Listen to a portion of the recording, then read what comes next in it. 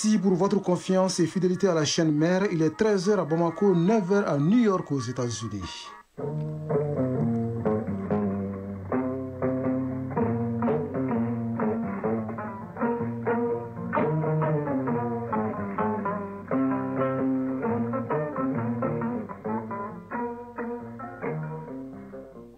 Le journal Bourama Traoré.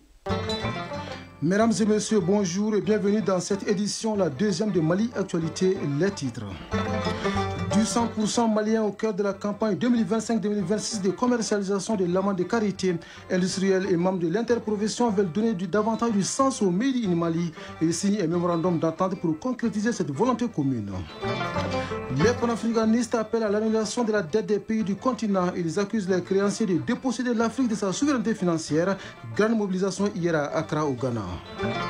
La voix de la Palestine ne sera pas portée au cours de l'Assemblée générale de l'ONU en septembre à New York. Les États-Unis refusent l'octroi de visa à la délégation palestinienne. La France dénonce la décision.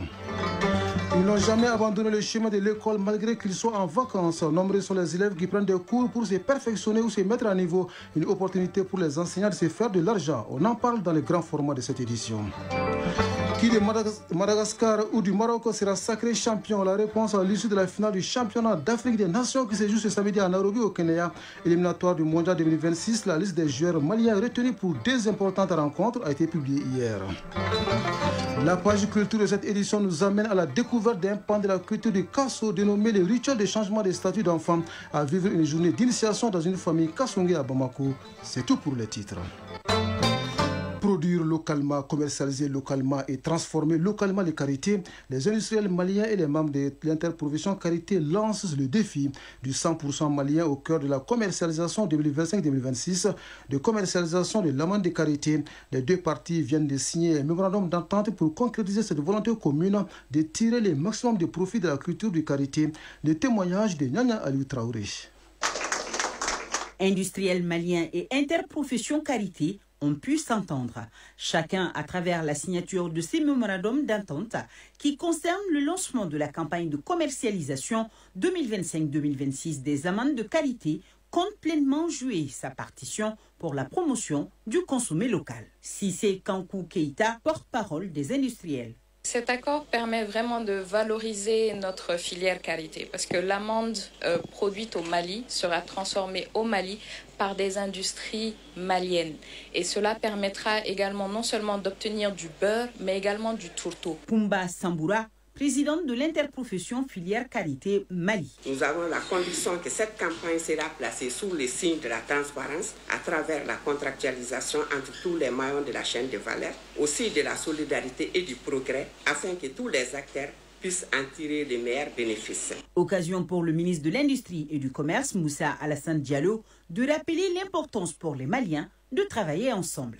Je le dis et je répète, lorsqu'on met 100 milliards dans le financement d'une industrie, ce financement de 100 milliards a la même valeur que la matière première. Parce que si vous investissez 100 milliards dans une industrie et que vous n'avez pas de matière première, l'usine va rester fermée. Et c'est de cette façon que nous allons créer plus de valeur au niveau de la production, au niveau de la transformation, des produits de première nécessité sur le marché et par conséquent, on ne parlera pas de vie chère. Le ministre de l'Agriculture, Daniel Siméon Kelema, tout en saluant les parties prenantes, est revenu sur le rôle prépondérant que joue la filière karité dans la chaîne de valeur alimentaire. Pour assurer le développement harmonieux et soutenu de la dite filière, il est absolument nécessaire, voire indispensable, que les acteurs et actrices concernés procèdent d'une approche de gestion de la filière basée sur l'inclusivité, la mutualité, la responsabilisation et la contractualisation inter-acteurs. Quant au ministre de l'Économie et des Finances, président de la séance, il a insisté sur le respect des engagements par les deux parties. Pour Aousseini Sanou, c'est le Mali qui sort gagnant de cette entente. Nous voulons partir de nos atouts, partir de notre réalité, partir de nos capacités pour pouvoir engager tout le processus de développement devant conduire à l'émergence. Cela se base sur les richesses que nous avons en termes de capacité agricole et d'élevage. Le ministre de l'Élevage et de la Pêche, Youbaba, n'a pas manqué de saluer les savoir-faire des femmes qui occupent une place de choix dans la chaîne de production des amandes. Dorénavant, l'amande produite ici au Mali sera aussi transformée sur place, donc du 100% malien. Les prix de vente des amandes aux industriels sont les suivants. 175 francs CFA le kilo bord-champ et 200 francs CFA le kilo coopérative pour les amandes conventionnelles. 250 francs CFA le kilo bord-champ et 275 francs CFA le kilo coopérative pour les amandes améliorées. À 13h06 à Bamako, voyons ce qui fait l'essentiel de l'actualité hors des frontières maliennes. En Guinée, la campagne électorale pour les référendums constitutionnels du 21 septembre s'ouvre demain dimanche. Un report de scrutin est sollicité par le Forum des forces sociales de Guinée. Il s'agit de la fêtière d'une quarantaine d'organisations qui jugent le processus mal préparé, clivant et répressif. D'où l'appel de l'opposition à manifester le 5 septembre prochain. De son côté, la haute autorité de la communication exige un traitement équitable entre les partisans du oui et c'est du non. Non à l'immigration clandestine. Malgré les efforts de la communauté internationale, l'hécatombe continue. Une pirogue a chaviré mercredi au large des côtes mauritaniennes. Seules 17 personnes ont survécu, tous des hommes. Au moins 69 personnes sont mortes. Plusieurs dizaines d'autres sont toujours portées disparues selon des sources concordantes. Au même moment, un collègue international réunissait au Bénin des commandants d'unités militaires et leurs conseillers juridiques d'une trentaine de pays africains. Il était consacré à l'application et au respect du droit international humanitaire. Le but de ce colloque était de doter les officiers africains d'outils juridiques et opérationnels permettant de maîtriser et de maintenir l'équilibre entre efficacité militaire et respect des normes humanitaires. Respect des normes humanitaires sur un continent qui connaît d'énormes défis sécuritaires et économiques.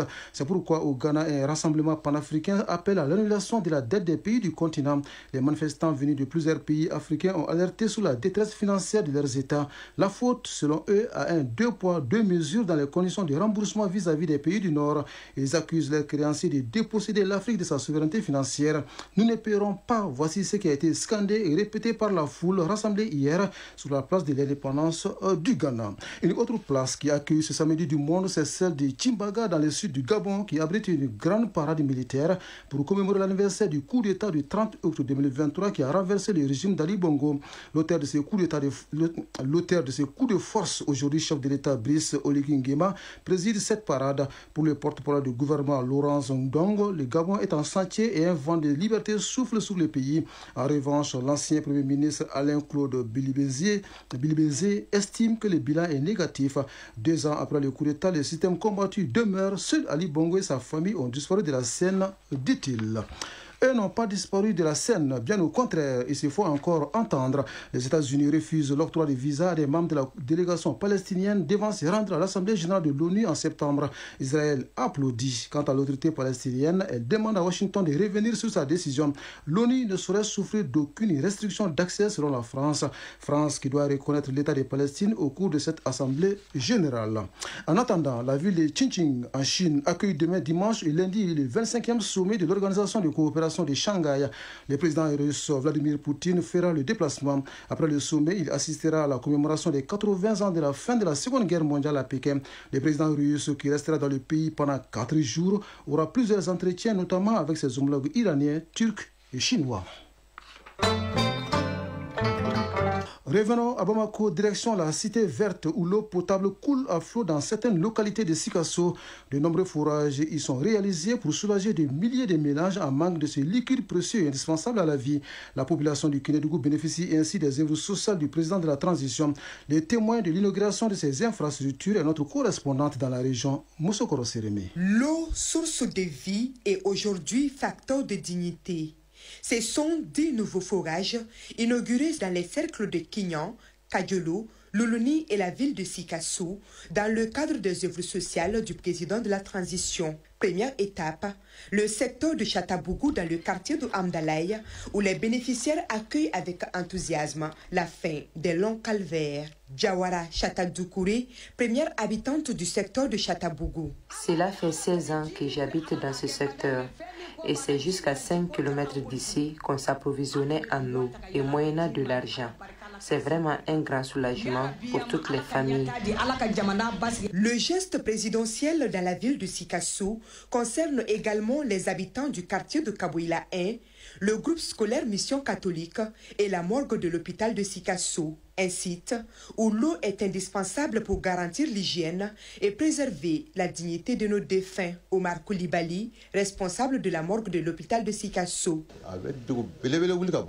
À cause de la pénurie d'eau, certaines familles ramènent leurs corps se faire laver ailleurs.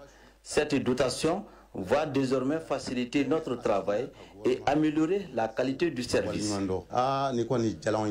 Abdrahaman Sidibé, premier adjoint au maire de la commune urbaine de Sikasso. Ces forages ont été réalisés dans des zones où il y avait un problème récurrent d'eau. Donc je crois que ces 4 forages nous permettront d'atteindre l'objectif qui n'était d'autre que fournir de l'eau saine à la population de Sikasso. Ces ouvrages viennent ainsi compléter à 42 le nombre d'adductions d'eau réalisées dans la région de Sikasso. Des infrastructures précieuses qui répondent aux besoins essentiels des communautés à la base. Kanté Marie-Claude Dambélé, gouverneur de la région de Sikasso. L'accès à l'eau potable constitue un droit fondamental et une priorité nationale, car il est directement lié à la santé, au bien-être et au développement socio-économique de nos populations.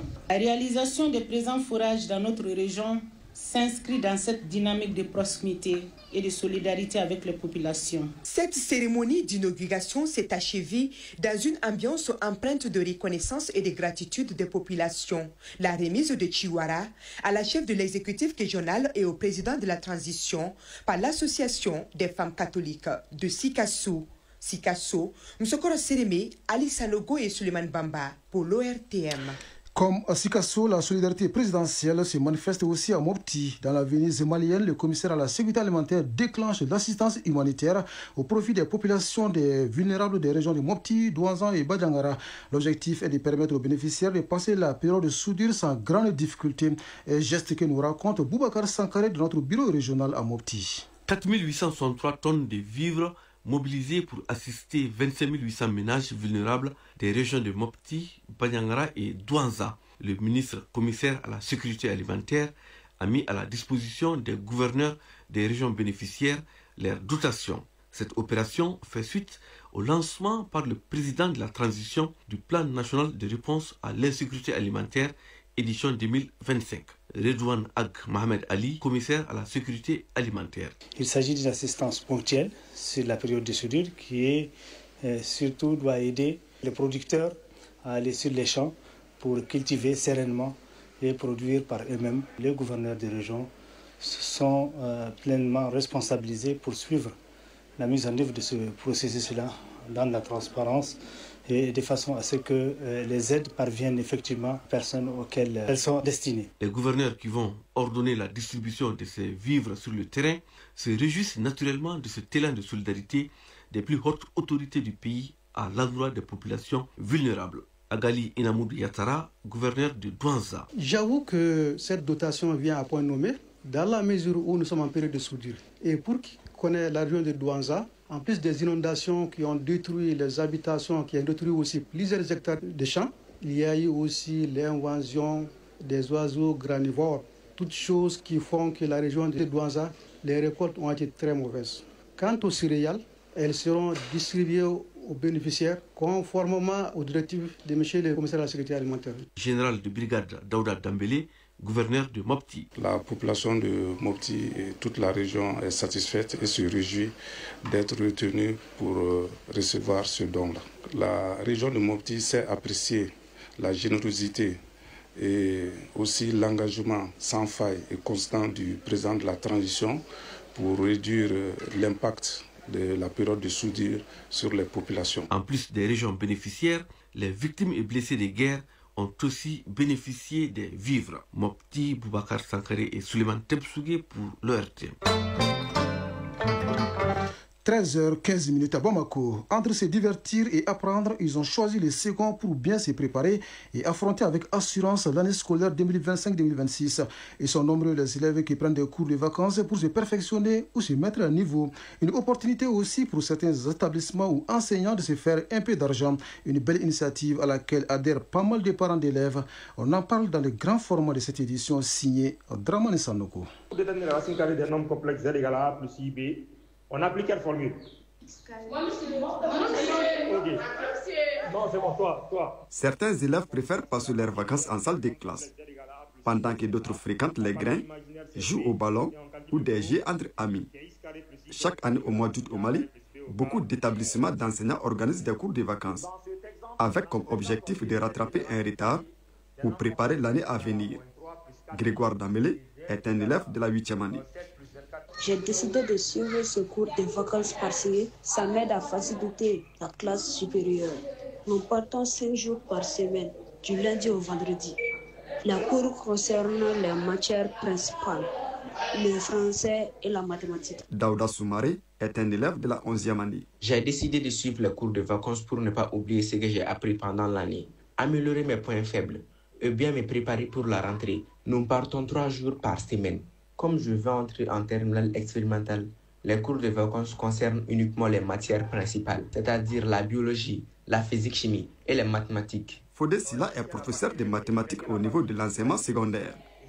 Il organise des cours de vacances depuis 2008.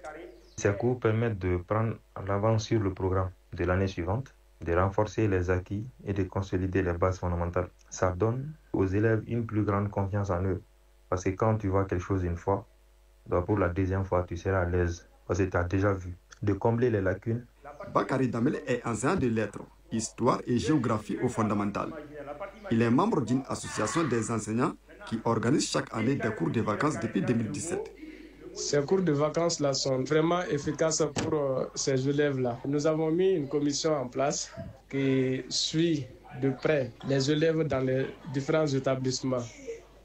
Et nous avons vraiment observé une amélioration de leur niveau. Parce que ça fait déjà 8 ans, surtout les premiers élèves que nous avons eus dans les classes primaires, parce que nos cours là portent sur les classes de la 2e année jusqu'en 9e année. L'accès à ces cours de vacances est conditionné au paiement d'un frais forfaitaire. Mais les conditions de participation diffèrent selon les initiateurs. Fodé Silla est professeur de mathématiques. Il n'y a pas de frais d'inscription. Je le fais à 10 000 francs par mois. Et je fais 3 fois 3 heures dans la semaine. Donc ça veut dire que je suis en train de faire ça gratuitement à raison de 10 000 francs par mois. Moi, je pense que ça, c'est très abordable. Ce que moi, je peux conseiller à ces parents d'élèves, de ne pas voir ces cours comme une dépense, mais comme un investissement sur l'avenir de leurs enfants. Bakary Damélé est enseignant de lettres, histoire et géographie. Les conditions de participation à nos cours de vacances, ce n'est que les frais d'inscription, parce que c'est une activité de l'association. Donc, l'élève vient s'inscrire avec 1 000 francs. Abdul Traoré est parent d'élèves. Convaincu de la pertinence de ces cours, il appelle les autres parents à faire autant. J'ai inscrit mes 3 enfants, 2 filles pour la 9e année et un garçon pour la 5e année. Ces cours de vacances durent 6 à 7 semaines. Donc, on ne peut pas parler de charité selon moi. Le message que j'ai à l'égard des enseignants, c'est un message d'encouragement, de patience. Aux parents d'élèves d'inscrire leurs enfants à ces cours de vacances. Ces cours permettent aux enfants de mieux s'outiller pour la rentrée prochaine et les évitent aux promenades inutiles pendant ces vacances. Entre divertissement et mise à niveau, beaucoup d'élèves semblent choisir le chemin des classes pendant des périodes de vacances. Un choix jugé judicieux pour mieux réussir l'année scolaire.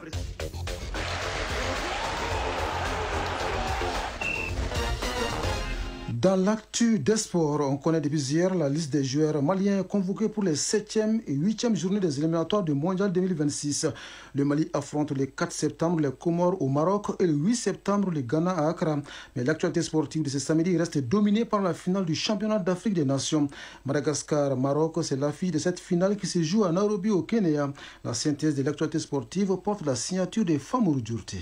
Handball pour commencer, l'équipe nationale féminine junior du Mali est en partance pour l'Algérie où elle prendra part au championnat d'Afrique 2025 de la catégorie. Les Maliennes ont reçu ce vendredi le drapeau national des mains du secrétaire général du ministère en charge des sports, Modibo Traoré. Le Mali est symbole de bravoure. Et quand c'est des dames qui portent les couleurs du Mali, nous devons être fiers. Parce que là où la femme va, elle sort avec la tête haute. Le 32e championnat d'Afrique des juniors féminins se déroulera du 6 au 13 septembre 2025 à Oran, en Algérie. Commissaire colonel Cheikh Mamadou Chérif Tounkara, président de la Fédération malienne de handball. Nous allons tenir haut ces drapeaux et nous allons tout faire pour que les pays soient fiers de nous en retour. Dans le groupe B, l'Angola, la Guinée, l'Algérie, le Mali et le Kenya tenteront d'arracher les 2 précieuses places qualificatives pour les demi-finales. Aïssata Abari, vice-capitaine de l'équipe nationale junior. On va mouiller les maillots et on va écouter nos entraîneurs et ce qu'ils nous ont montré, on va le faire, Inch'Allah. La compétition s'ouvrira le 6 septembre avec plusieurs chocs dès la première journée. Côte d'Ivoire, Zambie, Tunisie, Burkina Faso, Égypte, RDC et Guinée-Angola avant le match d'ouverture officiel entre l'Algérie et le Kenya. En basketball, remporter les trophées de l'Afrobasket des moins de 16 ans Rwanda 2025, c'est l'objectif affiché par les délégations filles et garçons du Mali. Les cadettes maliennes sont les seules détentrices du trophée en 8 éditions. Maria Diawara, capitaine du Mali. On est prête mentalement et physiquement pareil. On va faire tout le possible pour gagner et tout est dans la tête. Moussa Bibi Dao, sélectionneur des moins de 16 ans filles du Mali. Depuis que l'Afrobasket du 16 a commencé chez les filles, ça fait 8 éditions, bientôt la 9e. Le Mali est détenteur des 8 trophées, donc on se prépare pour aller chercher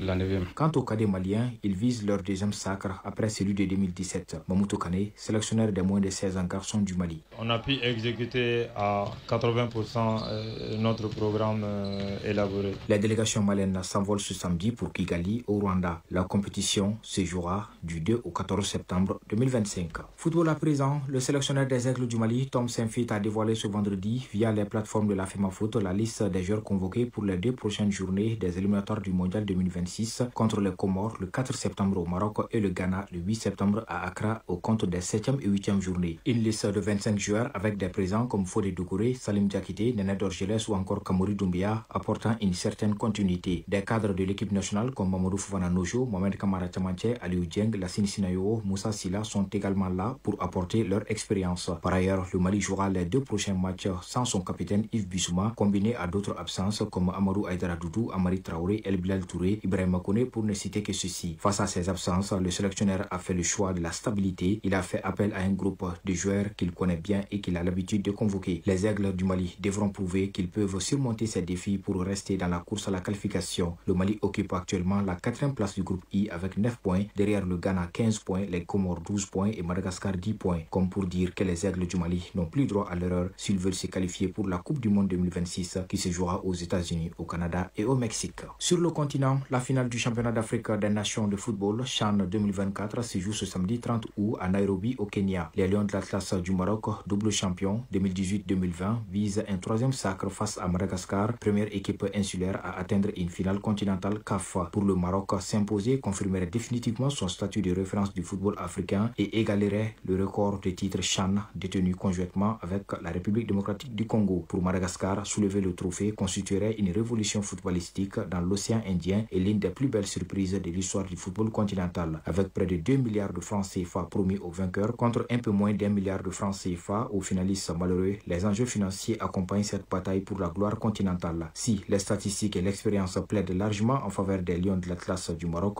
le football a ses propres lois. Madagascar l'a déjà prouvé en atteignant ce stade de la compétition. Reste à savoir si le compte des faits peut aller jusqu'à son terme ou si la logique des favoris l'emportera sous les projecteurs de Nairobi. Terminons avec la Supercoupe générale d'armée Assimi Goïta. La dernière journée des matchs de poule a commencé hier vendredi avec 4 rencontres. Mopti s'est imposé devant Gao par 2-1. Djoila a largement dominé Badiankara 3-0. Nara et la présidence se sont neutralisés un but partout à l'issue du temps réglementaire. La présidence s'est imposée au tir au but 11-10. Kidal et San se sont départagés également à la séance de tir au but 3-0 en faveur des Sanois. Le score était d'un but partout au terme de 90 minutes de jeu. Au programme, ce samedi, Douanza Bougouni et Taoudeni Segou au stade Mamadou Konaté. Du côté de Wenzen Koulibaly, il y aura des oppositions Kaïsi Kasso et Kita CNT. Page Mali Culture 2025. Le Mali culturel est célébré tout au long de cette année 2025 et les initiatives citoyennes ne manquent pas pour donner une saveur particulière à la décision présidentielle. Dans notre rendez-vous hebdomadaire, nous vous amenons à la découverte d'un pan de la culture du Kasso dénommé les rituels de changement de statut d'enfant. Notre chroniqueur culturel Chokmar Sangaré était dans une famille kassongé pour une journée d'initiation. Nous sommes dans la famille Kanouté à Kalabankoro, Bamako. C'est samedi matin, dans les salons des jeunes filles portant des foulards blancs, bâtons en main, dégageant un air expressif au milieu de leur mère. Elles sont sur le point de changer de statut pour devenir femmes. Jadis, ces rituels sanctionnaient la période de l'excision. Cette pratique étant interdite par nos lois, elle ne fait pas partie de la présente cérémonie. Une cérémonie qui débute par la purification des jeunes filles à travers le lavage des membres supérieurs et inférieurs. Massiré Kanouté, initiateur de la cérémonie. Ils ont carrément laissé l'ancien statut. J'étais des enfants. Aujourd'hui, c'est le passage à l'entrée.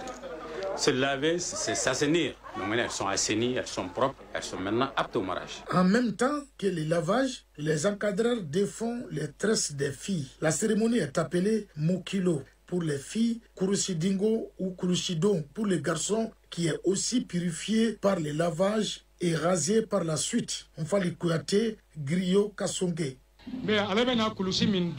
La symbolique est que le garçon porte de nouveaux habits qui font de lui un homme digne.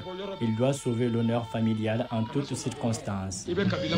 Les billets de banque que le garçon reçoit en cadeau seront repris par ses cousins qui assureront les dépenses de la semaine.